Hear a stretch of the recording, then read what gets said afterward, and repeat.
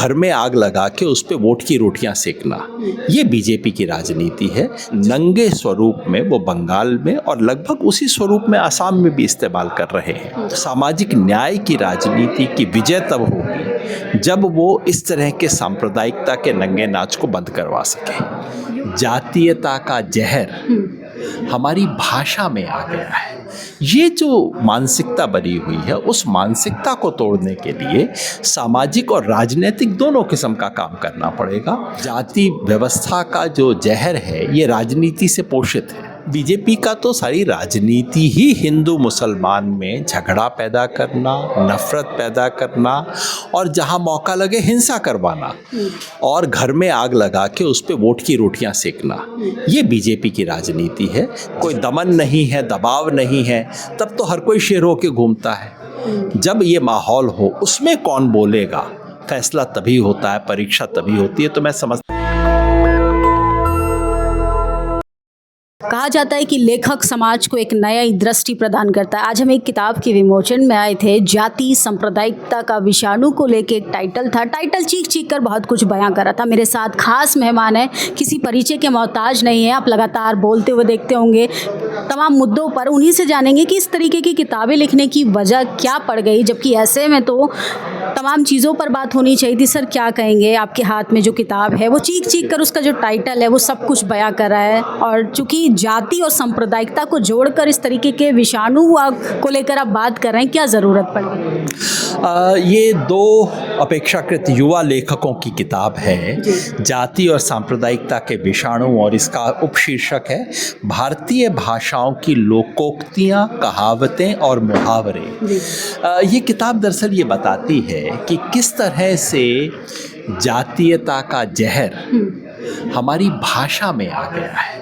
और खूबसूरत बात इस किताब की ये है कि ये केवल हिंदी भाषा तक सीमित नहीं है। हिंदी में लिखी गई ये किताब तमाम भारतीय भाषाओं का विवेचन करती है, और केवल उत्तर भारत की भाषाओं का नहीं, दक्षिण भारत की भाषाओं का भी, पूर्वोत्तर की भाषाओं का भी, और देश की तमाम भाषाओं में जाति को लेके और संप्रदाय में खास तौर पे मुसलमानों को लेके किस किस तरह का जहर, किस किस तरह के पूर्वाग्रह, किस किस तरह की गालियाँ समाज के एक सामान्य व्यवहार का हिस्सा बन गई हैं। इसको दर्ज करना, इसको संग्रहित करना अपने आप में जाति तोड़ने की दिशा में एक पहला कदम है, क्योंकि ये किताब हमें इस पे आमंत्रित करती है सोचने को कि यदि ये हमारी भाषा है तो हम समाज को कैसे बदलेंगे, और अगर हमें जाति तोड़ने का संकल्प लेना है तो हमें इस भाषा को भी बदलना होगा। कैसे सर बदलाव आएगा, क्योंकि आप किताबें, कहावतें, मुहावरों की बात करें, सदन के अंदर तक इस तरीके के शब्दों का इस्तेमाल किया जाता है, जबकि ये तो बहुत चिंता का विषय है। बिल्कुल। जो देखिए, जो मैल समाज में होता है वो राजनीति में दिखाई देता है। जो मैल मन में है वो ज़ुबान पे आता है, और समाज की ज़ुबान पे होता है तो राजनीति की ज़ुबान पे आता है। हमने तो संसद में भी देखा इस तरह के शब्दों का व्यवहार होते हुए, और जब उसके पलट में कोई ओम प्रकाश वाल्मीकि की कविता को पढ़ देता है तो क्या बवाल मच जाता है संसद में। क्योंकि हमने एक ऐसा समाज बना लिया है जिसमें जातीय वर्चस्व जो है वो अदृश्य है, जातीयता के खिलाफ प्रतिरोध जो है वो जातिवाद बन गया है। ये जो मानसिकता बनी हुई है, उस मानसिकता को तोड़ने के लिए सामाजिक और राजनीतिक दोनों किस्म का काम करना पड़ेगा। जाति व्यवस्था के विरुद्ध संघर्ष केवल और केवल सामाजिक काम नहीं हो सकता, क्योंकि ये जाति व्यवस्था का जो जहर है ये राजनीति से पोषित है। तो इस राजनीति पर प्रहार करना बेहद ज़रूरी है। और मैं समझता हूँ आज की देश में बाकी सवालों पे बहुत देश की राजनीति एक उल्टी दिशा में जा रही है, लेकिन जाति व्यवस्था को लेकर और जाति व्यवस्था को तोड़ने के बारे में जो चेतना है पहले से कहीं ज़्यादा बढ़ी है। और जब बीजेपी को भी जाति जनगणना को स्वीकार करना पड़ता है तो इसका मतलब है कुछ तो बदलाव, कुछ तो दबाव बन रहा है, कुछ तो ताकत बन रही है जिसके सामने उन्हें भी घुटने टेकने पड़ रहे हैं। जी, क्या वाकई में जिस तरीके से चिंतन बढ़ रहा है, लोगों के सवाल जवाब करने की प्रक्रिया प्रतिक्रिया बदल रही है, सरकार जाति जनगणना की तो बात करती है लेकिन सांप्रदायिक माहौल बिगाड़ने के लिए सरकार का भी मुझे नहीं लगता कम योगदान है। आप बंगाल उठा के देख लीजिए, अभी तो सरकार ने शपथ भी नहीं ली और वहाँ पर इस तरीके की घटनाएं हो रही हैं। इसका धंधा ही है। बीजेपी का तो सारी राजनीति ही हिंदू मुसलमान में झगड़ा पैदा करना, नफरत पैदा करना और जहां मौका लगे हिंसा करवाना और घर में आग लगा के उस पे वोट की रोटियां सेकना, ये बीजेपी की राजनीति है जिसको बहुत ही बिल्कुल नंगे स्वरूप में वो बंगाल में और लगभग उसी स्वरूप में असम में भी इस्तेमाल कर रहे हैं और ये देश तोड़ने की राजनीति है। और इस पर मैं समझता हूँ देश की जो सामाजिक न्याय की राजनीति की विजय तब होगी जब वो इस तरह के सांप्रदायिकता के नंगे नाच को बंद करवा सके। योगेंद्र यादव जी, आप सामाजिक चिंतन, आप कैसे देखते हैं समाज को, राजनीतिक दृष्टिकोण को, क्योंकि विचारों पर ताला लगाया जा रहा है। एकेडमी लेवल की बात करें, हर एक क्षेत्र की बात करें, पत्रकारों को डराने की बात हो, वही मूर्तियों पर माला चढ़ाने की कोशिश हो रही है। दुनिया के हर दौर में, इतिहास के हर दौर में प्रतिबंध होते हैं, दबाया जाता है और मैं समझता हूँ प्रतिरोध तभी खुल के सामने आता है। अंग्रेज़ों ने भी किया था, अंग्रेज भी निकल गए, ये किस खेत की मूली है, वो भी होगा।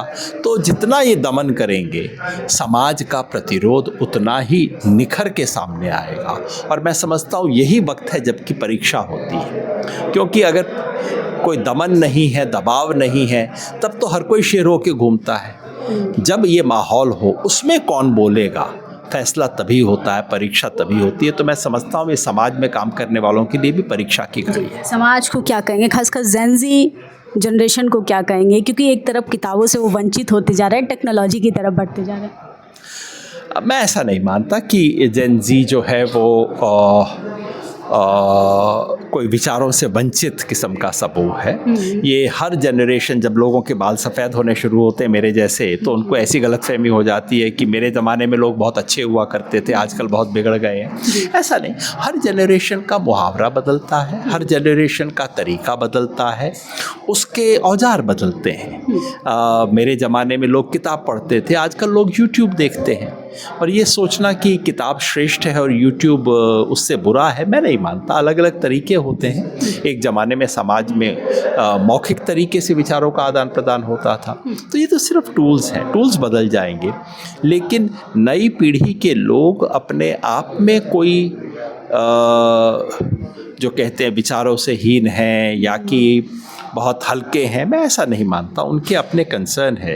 नई जनरेशन के लोग, जैसे मैं देखता हूँ, जो नई जनरेशन वाले लोग हैं जेंडर के सवाल पे ज़्यादा सजग हैं, एनवायरनमेंट के सवाल पे हम लोगों से ज़्यादा सजग हैं और उनमें से कुछ लोग अब जाति के सवाल पर भी ज़्यादा सजग हैं जो पहले नहीं थे। तो हर तरीके का अपना मुहावरा होता है। जो दिक्कत है वो सिर्फ एक है कि हम नई जनरेशन के जो मुहावरे हैं, उस मुहावरे को नई जनरेशन का जो अपना स्वतः स्फूर्त स्वाभाविक जो चेतना है, उसको हम इस देश के बड़े राजनीतिक संघर्ष से जोड़ नहीं पा रहे हैं। वो हमारी कमी है, उनकी कमी नहीं है। एक आखिरी सवाल सर, जाति व्यवस्था में किस तरीके का बदलाव देखते हैं? आपने हर तरीके का दौर देखा है और अब हालात कैसे हैं? जाति व्यवस्था बदल रही है। सच बात यह है कि जाति व्यवस्था पूरे इतिहास में बदली है। ये कतई सच नहीं है कि जाति व्यवस्था हमेशा एक जैसी थी, सदैव एक रही। देश काल के हिसाब से जाति व्यवस्था बदली है, जाति शोषण के स्वरूप बदले हैं और जाति के विरुद्ध प्रतिरोध के स्वरूप भी बदले हैं। आज इस देश में संविधान के चलते, सामाजिक न्याय की औपचारिक संवैधानिक प्रक्रिया के चलते, आरक्षण जैसी व्यवस्थाओं के चलते जाति व्यवस्था पर चोट पड़ी है, उसमें बदलाव हुआ है। लेकिन जो क्रांतिकारी बदलाव हम देखना चाहते थे, जो आमूल चूल परिवर्तन हम देखना चाहते थे, वो नहीं हो रहा है, क्योंकि सारी प्रशासनिक व्यवस्था कुल मिला के केवल आरक्षण तक सीमित हो गई है और सारी अपॉर्चुनिटीज़ उसके बाहर हैं, सरकारी व्यवस्था के बाहर हो रही हैं।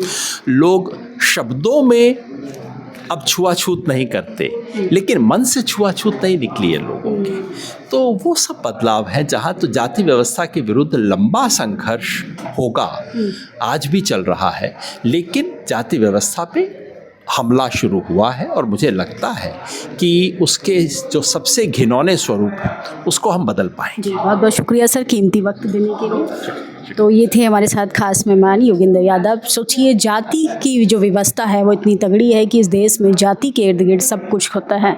हम किताबें, लेखन, पत्रकारिता लिखने का यह प्रयास है कि लिखने से जो बदलाव सोसाइटी में आता है उसको उतनी ज़ोरों शोरों से पढ़ा भी जाए। और हमारी बातचीत पर आप लोग प्रतिक्रिया ज़रूर दीजिए। बाबा साहब ने कहा था, शिक्षा वो शेरनी का दूध है जो पिएगा दहाड़ेगा। कलम की किताब, कलम की धार में वो ताकत होती है जो जातिवाद की जंजीरों पर भी सबसे तगड़ी चोट मारने का काम करती है। आप लोग अपनी राय ज़रूर दीजिए। शुक्रिया। नेशनल दस्तक की आपसे गुजारिश है कि अगर इसको बचाना चाहते हैं तो नेशनल दस्तक को सब्सक्राइब करने के लिए रेड कलर के सब्सक्राइब बटन को दबाएं, फिर बेल आइकन की घंटी दबाएं। नेशनल दस्तक को बचाने के लिए बहुत ज़रूरी है कि हर खबर को शेयर करें, लाइक करें, कमेंट जरूर करें।